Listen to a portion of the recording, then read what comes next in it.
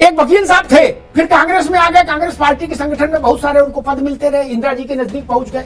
इंदिरा जी ने उनको राज्यसभा भेज दिया, 2 बार राज्यसभा में रहे, फिर राज्यसभा से इस्तीफा दे दिया अचानक से। राज शर्मा जी इंदिरा जी ने बुलाया, बोले बेटा तुम इस्तीफा दे दो। बोले जी मैडम। इस्तीफा दे दिया, बोले तुम जहाज पकड़ो और असम पहुंचो। बोले क्या? बोले वही बताएंगे। बोले एयरपोर्ट पे जो लेने आए वो बताएगा।